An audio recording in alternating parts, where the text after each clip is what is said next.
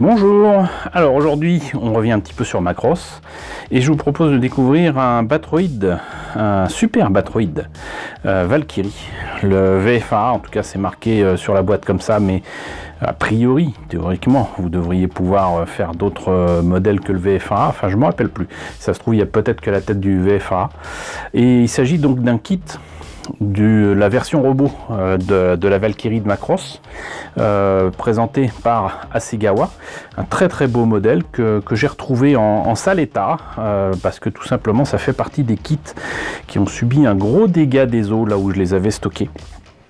Et c'est presque un miracle d'ailleurs que la boîte puisse tenir telle qu'elle, mais vous le verrez, elle a subi quand même quelques dommages au niveau, comment dirais-je, du fond de caisse. Quoi qu'il en soit, donc maquette au 1,72, articulé, c'est un modèle qui n'est pas transformable, et j'allais dire tant mieux.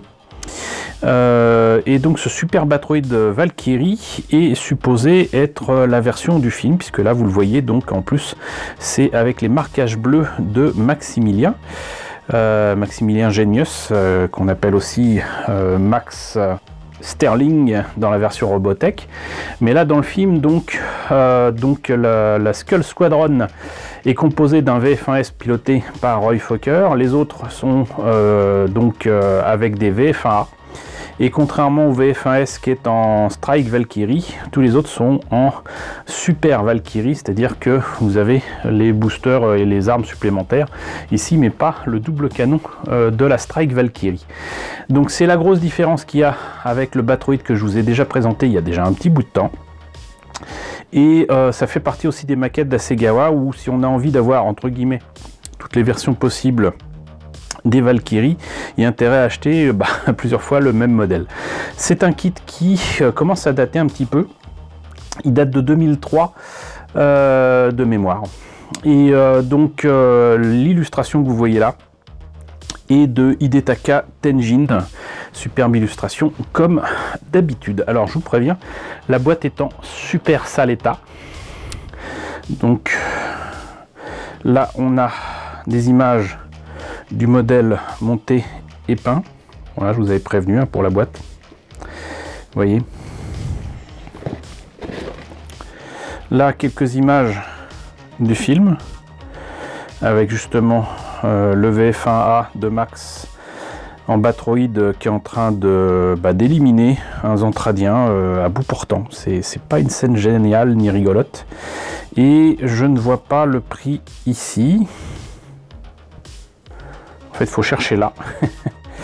Et donc, c'était vendu a priori à 2800 yens, ce qui n'est pas si cher pour un kit de cette qualité-là. Ça fait à peu près 25 €.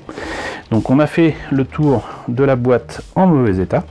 Ce que je vous propose, c'est de voir à l'intérieur ce que ça donne.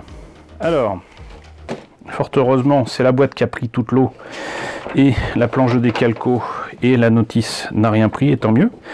Donc, voilà déjà une planche de décalco qui prouve que avec ce modèle là on peut faire donc le modèle de Max et de je sais plus comment il s'appelle l'autre, de toute façon il meurt assez rapidement dans le film, je me rappelle jamais de son nom. Et ça m'étonne par contre qu'on n'ait que la version, deux versions en fait, verte et bleue, qu'il n'y ait pas la version rouge. Je trouve ça quand même assez étonnant. Mais bon, donc voilà pour ce VF1A avec tous les marquages qu'il faut et une belle planche de décalco. La notice. Donc là, les pièces en présence avec quelques zones grises pour indiquer les pièces qu'on n'utilisera pas. Il s'agit en fait, c'est sans surprise, des pièces qui sont utilisables pour la version Batroid normale, mais comme il y a des différences avec la Strike et la Super Valkyrie, il y a des pièces qui changent. Voilà, et du coup on se retrouve avec des pièces en plus et moi j'adore ça. Donc on commence a priori par les bras, ensuite le torse, les ailes parce qu'elles y sont, elles sont même articulées. Une partie du dos et du backpack, les phares sur les épaules, le backpack proprement dit, on réunit le tout pour faire le torse complet. Ensuite, le nez de l'appareil qui devient en fait aussi le bassin. On attaque ensuite les jambes, la tête, et là je vois que sur la notice on voit bel et bien la tête du VF1A, la tête du VF1J. Donc a priori il doit y avoir quand même la possibilité de faire aussi le VF1J. Donc là le pack Super Valkyrie, le Gunpod, et ensuite des heures d'amusement avec donc la pose des décalcos que je vous ai montré tout à l'heure. Mais là on voit que le VF1A, c'est étonnant, c'est étonnant. Donc voyons à l'intérieur ce que ça donne. Alors ici il y a même la petite ficelle, j'allais dire, qui permet de tenir le Gunpod. Ça c'est le petit détail qui tue. La partie bleue du torse est ici bleue, voilà, mais rien n'oblige de la laisser bleue. Ici les pièces transparentes pour, d'ailleurs on voit bien que il y a ce qu'il faut pour les feux de signalisation, mais aussi là comment dirais-je, la caméra, je dirais moi du VF1S, hein. Là c'est pour le VF1A, mais là vous avez aussi la partie pour le VF1J. Les polycaps, là le Gunpod et les mimines, vous voyez qu'il y a quand même pas mal de paires de mains. Ici deux grappes identiques, mais c'est normal puisque vous avez les bras et les pieds. On notera d'ailleurs là ici les petits réacteurs qu'il y a dans les pieds, qu'on voit très bien d'ailleurs dans la série, peut-être même le film, mais voilà, c'est un détail qui n'aura échappé à personne. Hop, là donc le pack super, hein, avec de superbes détails, hein. C'est vrai que j'insiste toujours là-dessus, mais faut quand même le noter, hein. Là deux grappes identiques toujours pour le pack super, avec les réacteurs et tout. Là les bombes ici, voilà, ça c'est quelque chose qu'il n'y avait pas dans la version Fighter. On voit donc les missiles à l'intérieur des trous ici. Le reste du pack super. Là donc les pièces proprement dites du Batroid. Alors là par contre c'est les pièces qui sont faites pour la Super Valkyrie. Et là donc encore une fois des détails de fou.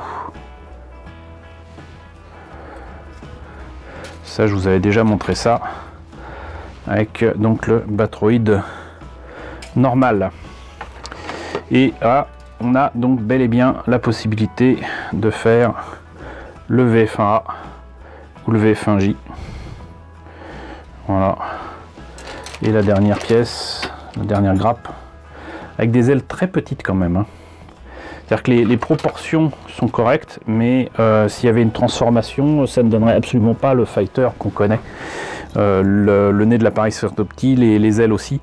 Donc là, ils ont fait contre mauvaise fortune bon cœur et adapté un petit peu tout ça pour faire en sorte que le Batroid ait de la gueule. Mais sinon, faut pas rêver, hein. C'est les joies de tricher un petit peu avec les dessins. On peut pas obtenir une version parfaite de la Valkyrie, ou alors avec difficulté, et il y aura toujours une version, un des modes de transformation qui n'ira pas. Voilà, donc toujours prendre ça en compte. Et là vous voyez un truc qui m'arrive assez rarement, à savoir que les pièces ne rentrent plus dans la boîte. Et on va s'arranger pour que ce soit le cas. Et voilà, donc Batroid Super Valkyrie de 2003 ou 1.72 de Hasegawa. Moi ça m'a fait plaisir de le retrouver et de vous le présenter, même si c'était dans une boîte en mauvais état. En tout cas, j'espère que cette présentation vous aura intéressé. N'hésitez pas à me dire ce qu'il en est dans la section commentaires. N'hésitez pas à liker, n'hésitez pas à partager, n'hésitez pas à vous abonner si ce n'est pas déjà le cas. Coucou aux nombreux abonnés qui nous ont rejoints ces derniers temps. Bienvenue ici. Coucou aux grands anciens qui me suivent depuis plus de 4 ans. Merci à tous de votre fidélité. Merci à tous de votre soutien sur Tipeee et sur Paypal. Surtout, prenez soin de vous. Je vous laisse avec la liste des contributeurs de la chaîne et je vous dis donc à très bientôt. J'espère pour la présentation d'un nouveau kit Macross.